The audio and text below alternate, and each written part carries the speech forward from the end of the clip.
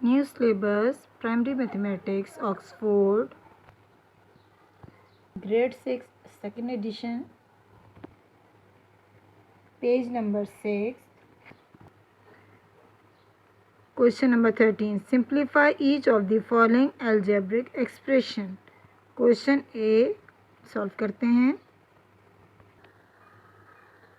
अच्छा, मैं पहले ही बता दूं कि मैंने बहुत सारी वीडियोस इसी आपकी बुक की अपलोड की हुई हैं। उसमें आप जाके प्राइमरी मैथमेटिक्स क्लास 6 लिखेंगे तो वो भी आपके पास आ जाएंगी। हो सकता है रिपीटेड में भी कई एक वीडियो हो। क्वेश्चन ए, ये है हमारे पास वेरिएबल, ये भी वेरिएबल और लेकिन ये है कांस्टेंट। तो हम सबसे पहले चाहें तो अरेंजमेंट कर सकते हैं, यानी हमने लिखा p + p+1। अब आप देखें p + p यानी इन दोनों के साथ हमारा कोफिशिएंट है 1 1p + 1 ये 1 और ये 1, ये दोनों 1 मौजूद हैं। इसको हम ब्रैकेट में लिखते हैं 1 और 1 कितना हो गया 2 2p + 1, ये कांस्टेंट वाला 1 आ रहा है, ये जिसके हमने इस प्लेसिंग की थी। अच्छा, अब आ जाते हैं इस पर। अब यहाँ पे आप गौर से देखें 5 मौजूद है। हम इन दोनों को माइनस करेंगे तो वैसे ही पता चल रहा है 7 में से 2 माइनस करेंगे तो 9 में से 2 माइनस करेंगे तो 7 आएगा। लेकिन हमें सॉल्व करना है कम्प्लीटली। 5 हमने अपनी जगह लिखा रहने दिया।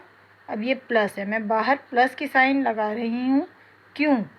इसलिए कि बाहर प्लस की साइन लगाने से अंदर की किसी साइन पे कोई फ़र्क नहीं पड़ता। यहाँ से हमने लिखा 9, यहाँ से माइनस, यहाँ से 2, दोनों का वेरिएबल आ गया बाहर q। 5 constant as it is, 9 में से 2 माइनस किया तो 7q आंसर। अब यहाँ क्वेश्चन सी है, इसमें देखिए 2 वेरिएबल्स एक साथ हैं और ये दोनों भी हैं। तो हम पहले वेरिएबल्स नंबर को एक जगह कर लेते हैं, अरेंजमेंट, यानी 2r - 2r, ये देखिए। फिर कांस्टेंट नंबर +4 + 3, यहाँ पे 2r यानी 2 - 2 और ये आ गया r बाहर, प्लस 4 और 3 कांस्टेंट नंबर है, 4 और 3 7।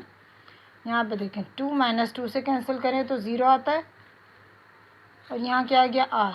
आपको समझाने के लिए लिखा है मैंने r। हालांकि जब ये कैंसिल होगा तो यहाँ ज़रूरत नहीं होगी कि हम कोई वेरिएबल लिखें। अब 0 r 0, तो 0 + 7, आंसर क्या आएगा 7। क्वेश्चन डी, इसमें भी वेरिएबल्स मौजूद हैं। पहले हम वेरिएबल लिख लेते हैं, फिर कांस्टेंट नंबर 8 - 2 यानी अंडर ब्रैकेट और एस बाहर, इसी तरह ये प्लस बाहर ही रहने दिया और 7 + 7 - 1, 8 में से 2 माइनस करेंगे तो 6 और ये आ गया एस। यहाँ प्लस है, 7 में से 1 माइनस किया तो 6 आंसर।